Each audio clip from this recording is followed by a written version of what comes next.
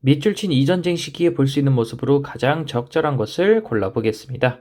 땡땡일보라고 나오네요. 자, 한중 두 민족이 통일전선을 건립하자. 자, 한중 두 민족의 통일전선의 필요성을 촉구하고 있는 글입니다. 작년 12월 어느 날 중국의 친구를 방문하다 조선의용대라는 표제를 단 보도를 통해 라고 나와 있는데요. 조선의용대. 자, 조선의용대에 대해서 우리가 조금 살펴보면요. 김원봉의 주도로 창설이 된 부대입니다. 중국 국민당의 지원을 받았고요. 한코우에서 조직이 됐어요. 중국 내 한코우에서 조직이 됐고요. 조직된 시기는 1938년 되겠습니다. 조선의용대라는 표제를 단 보도를 통해 9.1인에서 활동하고 있는 조선의용대가 처음으로 일반 대중에게 소개되었다. 조선의용대는 자, 근데 이 문제는요. 조선의용대에 대한 문제가 아니죠. 자, 여기서부터 중요한 문제가 나옵니다. 루거우차오 사건을 계기로 시작된 이 전쟁. 자, 굉장히 중요하죠? 루거우차오 사건을 계기로 시작된 이 전쟁.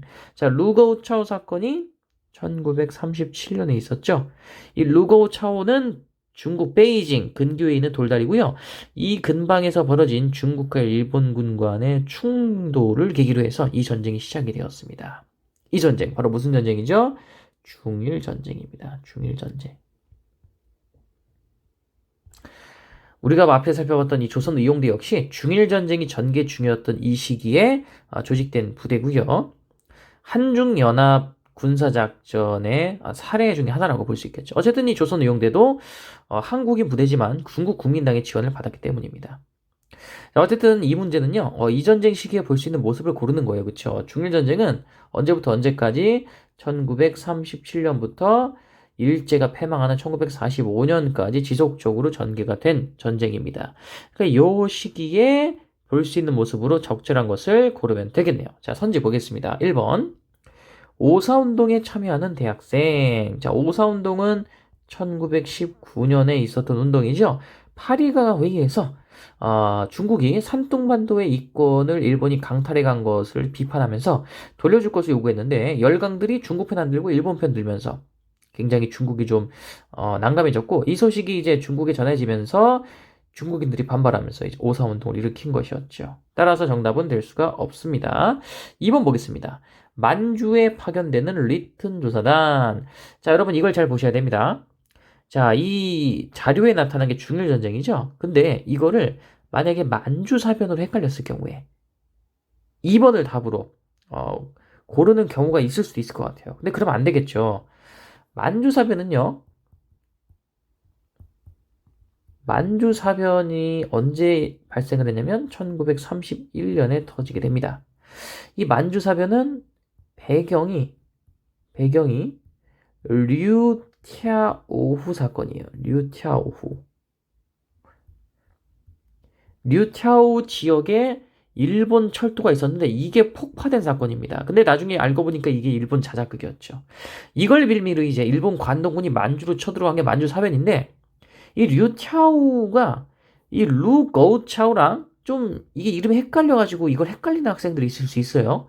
그래서 이 루거우차오를 류티아오로 헷갈렸을 경우에 그리고 이 만주사변 역시 또 한중연합전선과 또 관련이 있잖아요. 그래서 이거 만주사변에 헷갈리게 되면 2번을 이제 답으로 고를 수 있습니다. 근데 그러면 안 되겠죠, 그쵸? 리튼 조사는 만주사변의 결과 수립된 이 만주국의 진상을 조사하기 위해서 국제연맹이 파견한 조사단이에요. 1932년에 파견됐고요. 리튼 보고서를 작성해서 국제연맹에 제출한 조사단이죠. 따라서 이 중일전쟁 시기에는 볼 수가 없습니다. 정답 아니에요. 헷갈리시면 안 됩니다. 3번 볼게요. 자, 의회에서 연설하는 자민당. 자, 자민당 소속의 일본 총리. 자, 자민당 소속 일본 총리인데 자민당 자체가 여러분, 자민당이 1955년에 결성이 됐어요.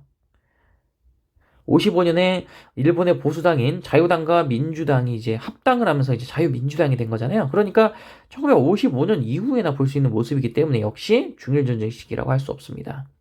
4번 보겠습니다. 풍도해전의 발발 소식을 전하는 신문기자. 풍도해전은요, 청일전쟁의 개막이라고 보시면 됩니다. 청일전쟁 시작이에요. 따라서 1894년이거든요. 시기적으로 역시 맞지가 않습니다. 자, 5번 볼게요. 난징에서 충칭으로 수도를 옮기는 국민당 정부 관리. 난징을 빼앗기고 나서 충칭으로 국민당 정부가 수도를 옮겨요. 언제 옮기냐? 1938년 초입니다. 따라서 정답 5번 되겠죠. 이 난징에서 중일전쟁 시기에 무슨 일이 있었냐? 난징이 원래 중화민국 국민정부 수도였는데 1937년 12월에 일본이 난징을 함락시킨 이후에 난징 대학살을 벌여요. 그래서 이 난징 대학살 역시 중일전쟁 관련 문제에서 상당히 자주 언급되는 사건이니까 여러분 알아두시고요.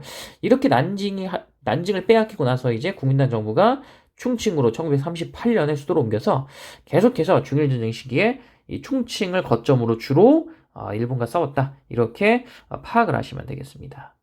정답은 5번이 되겠습니다.